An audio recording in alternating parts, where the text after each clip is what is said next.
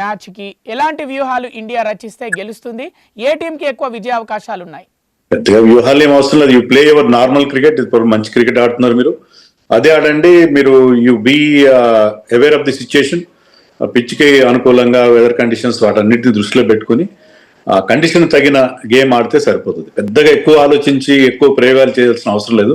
Already ఇలా చేసిన ప్రయోగాలు like playing Washington Sundar against south Africa ఇలాంటివి బెడ్స్ కొట్టినాయి. కాబట్టి నార్మల్ క్రికెట్ ఆడితే మన టీం అన్ని విధాలా బాగుంది. బ్యాటింగ్లో, బౌలింగ్లో అన్నిట్లో కూడా మనకి కావాల్సిన స్ట్రెంగ్త్ ఉంది, ఆల్రౌండర్స్ ఉన్నారు, బ్యాలెన్స్ ఉంది. So just play normal cricket against not so strong team.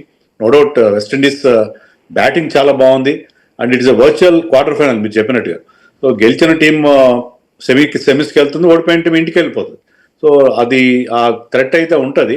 But India ఇలాంటి సిచ్యుయేషన్స్ కొత్త ఏం కాదు. ప్రెషర్ గేమ్స్ ఇండియా కొత్త ఏం కాదు. నార్మల్ క్రికెట్ ఆడాలి, తర్వాత ఆ సిచ్యుయేషన్ తగినట్టుగా ఆడితే మన team far superior to West Indies on any day. అది మనం దృష్టిలో పెట్టుకుని ఆడాలి.